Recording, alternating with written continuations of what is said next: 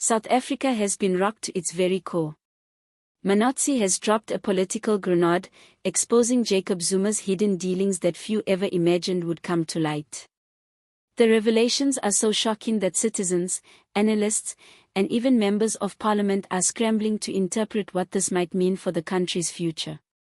Could this be the scandal that finally changes everything? Stay with us as we unravel the entire narrative. Trust me, you will not want to miss a single piece of it. But before we dive in, make sure to subscribe so you remain updated whenever seismic political drama like this erupts.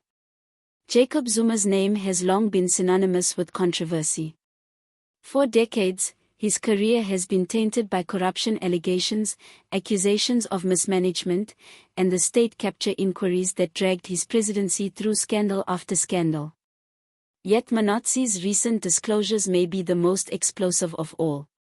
Speaking bluntly, the opposition leader accused Zuma of being at the very center of secret operations that allegedly shaped not only South Africa's politics but also its economy. For many South Africans, Zuma represents an era they had hoped was permanently behind them, but these new allegations threaten to reopen wounds that never fully healed. The shock lies not only in the severity of the claims but also in the fact that they strike at the heart of the nation's democracy itself. If proven true, Manotsi's charges would confirm long-held fears about just how deep corruption had spread during Zuma's presidency. So, what exactly did Manotsi reveal?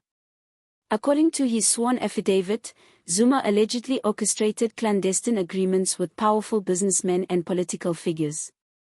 These were not petty exchanges or idle chatter. They were high-level negotiations that, if substantiated, would position Zuma as a central player in networks that influence billion-rand government contracts and even the appointment of cabinet ministers. Yet, Manotsi claimed it went beyond financial gain. These maneuvers were about power, the ability to control South Africa's destiny from the shadows. Some alleged decisions compromised national security and exposed crucial state institutions to systemic corruption. At its essence, Manotsi charged that Zuma presided over a parallel government, an invisible regime functioning alongside official structures, securing loyalty, wealth, and influence for a select elite. The public reaction was immediate and explosive. Within hours of Manotsi's announcement, hashtags like #ZumaExposed and #ManotsiBombshell ignited across social media, spreading like wildfire. Outrage, disbelief, and exhaustion poured out from citizens who saw this not merely as another Zuma scandal, but as a symbol of betrayal and shattered trust. For many, the truth resurfacing now only deepened the sense of loss, raising questions about the real extent of the damage done behind closed doors. Protesters quickly assembled outside government buildings, holding placards demanding accountability, while online campaigns called for urgent, transparent investigations. Predictably, Zuma's allies struck back swiftly. They dismissed Manotsi's allegations as nothing more than lies, propaganda, and an orchestrated attempt to permanently tarnish the former president's image. Some even accused Manotsi of being a pawn of hidden political agendas intent on destabilizing the ANC and rewriting history for their own purposes. Supporters argued Zuma had already endured years of investigations and legal challenges, insisting that these new accusations amounted to nothing more than character assassination. But here's the twist: these denials have not silenced the public. If anything, they've fueled even more questions. Critics are now asking why Zuma's defenders consistently attack the messenger instead of addressing the substance of the allegations. Meanwhile, the true political storm is brewing inside Parliament. Opposition parties have wasted no time seizing on Manotsi's disclosures, demanding immediate investigations, impeachment hearings, and even criminal prosecution if the charges are substantiated. Parliamentary debates have grown fiery, with MPs clashing over whether Zuma should once again be compelled to testify under oath. At the same time, the ANC finds itself dragged back into Zuma's orbit, once again divided over how to respond. Some members argue the party must rally around him to preserve its legacy, while others insist it is time to cut ties completely, warning that continued loyalty could destroy the ANC's credibility forever. This fracture is reopening old wounds within the party and sparking fears of escalating factionalism.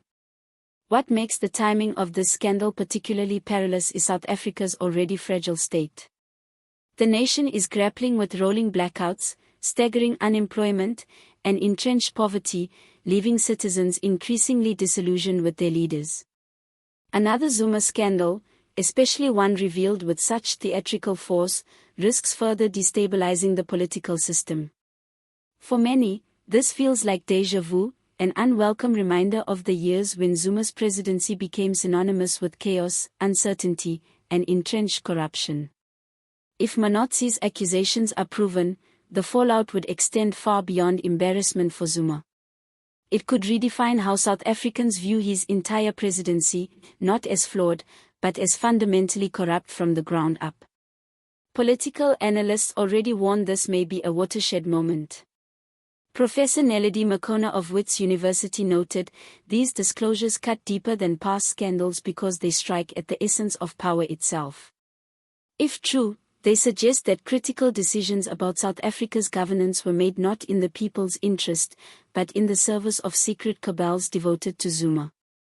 Others argue the ANC's reaction will be the ultimate test, attempt to shield Zuma and risk bleeding more public trust, or abandon him and risk fracturing the party entirely. Either way, the stakes could not be higher. One thing is certain, South Africans are demanding accountability like never before. Civil society organizations are pushing for independent inquiries, opposition parties are intensifying calls for parliamentary action, and citizens, weary of broken promises, are saying they've had enough. For ordinary people, this scandal is not abstract. It embodies years of hardship, deteriorating public services, rampant unemployment, and crushing inequality, all while the political elite enrich themselves. Their anger is real, and it is escalating. So, here is where things stand. Manotsi's bombshell about Jacob Zuma's secret dealings has shaken South Africa to its foundations. Whether these allegations spark legal repercussions or fade into the noise of political theater remains uncertain.